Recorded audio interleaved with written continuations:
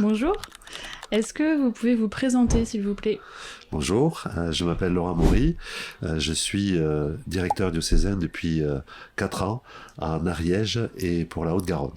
Est-ce que vous pouvez nous raconter un peu votre parcours pour en être arrivé à être directeur diocésain? Enfin, moi j'ai démarré vraiment par des suppléances, donc c'était du temps où on nous téléphonait le mardi pour nous dire le jeudi il y a besoin d'être dans telle école, donc c'est ce que j'ai fait, donc j'ai répondu à un appel et puis les appels se sont un peu enchaînés, donc j'ai été enseignant en mathématiques pendant une dizaine d'années à peu près, puis chef d'établissement de structure en milieu rural dans le Tarn. Voilà. Puis j'ai été chef d'établissement en centre-ville de Toulouse, donc là un peu plus urbain, donc un parcours de chef d'établissement de 14-15 ans à peu près avant d'être appelé à la direction diocésaine à Toulouse. Vous avez toujours fait le choix d'être dans l'enseignement catholique, et si oui, pour quelles raisons? Je sais pas comment le définir. Je fais vraiment partie des gens qui, au départ, étaient plutôt dans l'enseignement public, puisque j'ai vraiment fait partie des gens qui ont fait tout un cursus de formation de la maternelle jusqu'à l'enseignement supérieur dans le public. Donc j'ai découvert l'enseignement privé catholique, j'ai envie de dire assez tardivement. Je devais avoir 24 ou 25 ans. Et je crois que on mesure pas forcément la différence qu'il y a en termes d'accueil, d'accompagnement. Mais quand je dis accompagnement, c'est un peu sur tous les registres, c'est-à-dire dans sa vie professionnelle, dans sa vie spirituelle que peut proposer l'enseignement catholique. Et donc c'est à partir de là que une sorte de processus de conversion, si vous voulez, est arrivé, et qui a fait que vraiment par choix je suis resté dans l'enseignement catholique, et du coup au fur et à mesure des expériences, des projets, ben voilà, je me suis investi, j'ai grandi comme on dit dans l'enseignement catholique, et du coup j'y suis resté, et puis je continue à la servir. Du coup, pour quelles raisons vous êtes resté dans l'enseignement catholique? Ben, je crois que c'est à la fois pour quelque chose qui est de l'ordre de la foi personnelle, c'est à la fois pour des notions de service que l'on rend et que l'on propose, c'est à la fois pour comme je vous le disais tout à l'heure, pour un accompagnement, une attention à la personne, une volonté de ne pas être que sur de la transmission du savoir, mais être aussi sur la partie comment j'aide à grandir des personnes en intégrant un peu toutes leurs dimensions. Voilà, c'est un peu ce moteur-là au quotidien. D'accord. Donc aujourd'hui, nous sommes dans l'école Laudato Si, qui a ouvert en 2021. Est-ce que vous pouvez nous parler de ce projet emblématique de cette région, et même de l'enseignement catholique en général? En ce qui concerne Laudato Si, j'ai eu la chance, comme je vous disais tout à l'heure, j'étais investi dans beaucoup de commissions, et j'ai fait partie de la commission qui a réfléchi vraiment à ce projet-là dès le départ.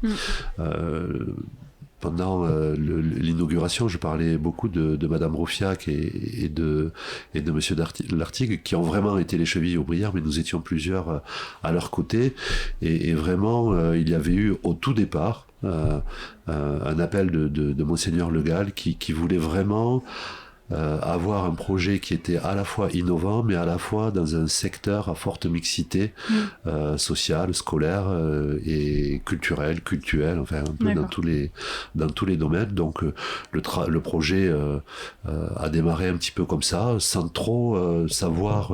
La feuille de route n'était pas véritablement tracée. Et puis petit à petit, les choses se sont construites. Et puis comme vous le voyez, il y a quelques années, le début du projet avec les murs, c'est dans un premier temps né il y a 5 ou 6 ans, et puis c'est vrai qu'il y a eu tout un travail de gestation assez long pour ce travail du jardin pédagogique qui avait été pour autant initié dès le départ. Voilà, donc j'ai envie de dire, enfin, 5 ans après, on a une école qui va pouvoir, je l'espère, vraiment déployer, développer le projet pour lequel elle est née. Alors, elle a un projet éducatif, mais il lui manquait un bout de quelque chose pour que son projet d'établissement il puisse vivre et voir le jour. J'espère que maintenant c'est réglé et que les équipes vont pouvoir rendre en fait le service pour lequel elles étaient programmées dès le départ. Donc beaucoup de choses sont encore à construire. C'est-à-dire beaucoup de choses ont été faites, mais beaucoup de choses sont encore à construire, notamment sur le projet, sur l'accueil de cette diversité, sur la prise en compte de ces fragilités. Voilà, un projet qui se veut ambitieux et je sais que les équipes vont pouvoir se remobiliser maintenant que l'outil est presque au complet. Est-ce que pour les autres écoles de l'enseignement catholique de Haute-Garonne, il y a une volonté de changer justement, d'améliorer et de prendre exemple de cette école? Je ne vais pas répondre à côté, mais un petit peu quand même. Je crois que la particularité de Toulouse, je ne parle pas de la Haute-Garonne, je parle de Toulouse en particulier, c'est d'avoir des écoles de centre-ville qui sont déjà implantées, qui tournent bien, et au fur et à mesure du temps, Toulouse a grandi, dans un premier temps en première couronne, puis seconde couronne, et donc en fait, nous avons énormément de lieux où nous avons beaucoup de population et pour lequel nous ne sommes pas en capacité de faire une proposition. Voilà, donc c'est-à-dire que l'enjeu sur Toulouse, il est peut-être de continuer plutôt à aller sur les périphéries et d'arriver à créer des écoles dans ces nouvelles zones, dans ces zones à la fois urbaines, à la fois parfois en fragilité, en tension, qui sont toutes nouvelles, qui se cherchent un peu dans leur identité. Et je crois que nous avons à travailler cette proposition et je crois que nous sommes prêts à nous développer sur des modèles comme vous l'évoquiez, avec des jardins pédagogiques, mais sur plein d'autres types de sujets, mais que pour le moment, notre fragilité, elle est là, c'est-à-dire comment arriver à créer sur des zones où nous ne sommes pas présents des structures scolaires, que ce soit des écoles, des collèges ou autres. Voilà. Et notamment sur le modèle financier et du coup toute la pertinence de la Fondation Saint-Mathieu, elle est là en fait dans notre territoire. C'est comment elle va pouvoir être un de nos partenaires pour arriver à aller sur des territoires pour l'instant où nous sommes absents. C'était justement ma prochaine question. Comment la Fondation Saint-Mathieu a permis aux écoles catholiques de Toulouse et plus largement de la Haute-Garonne à se développer et à faire évoluer ces projets? Aujourd'hui, je pense que c'est par le modèle en lui-même, c'est-à-dire qu'aujourd'hui, la Fondation Saint-Mathieu sous égide de la Haute-Garonne fonctionne beaucoup avec les cotisations des établissements, puisqu'il y a une part de la contribution des établissements qui est directement reversée à cette fondation. Et donc, ça nous fait, on va dire, une somme globale qui, chaque année, en comité exécutif, va être travaillée pour soutenir les écoles dans les projets d'embellissement, mais pas que. Et donc le modèle, c'est celui-là. Ce qu'il nous faut aujourd'hui, je pense, développer, c'est que ça soit pas la seule source de financement. Voilà. Et notamment que l'on travaille toute la partie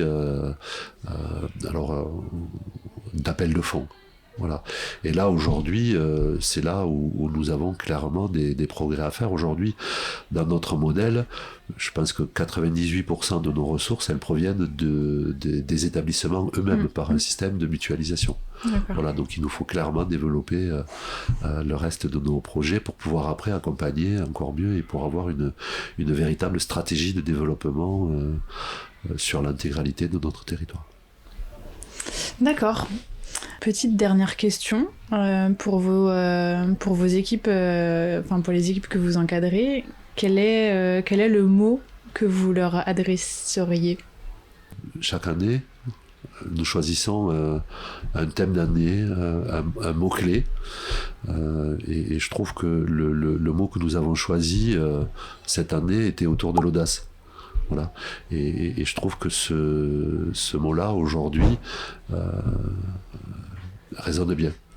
Soyons audacieux, osons sortir de notre périmètre de confort, osons aller sur des territoires, comme je le disais tout à l'heure, où nous ne sommes pas, osons être innovants dans les projets de classe flexible, osons aller vers une plus grande mixité, qu'elle soit sociale ou scolaire, voilà, et osons nous lever et nous battre chaque matin pour que les enfants qui nous sont confiés puissent grandir, j'ai envie de dire, le plus sereinement possible, le plus paisiblement possible, mais clairement en référence à un projet qui est clairement explicité. Donc osons les projets, osons être auprès des élèves, tout simplement, aussi. Très bien. Merci beaucoup. Merci.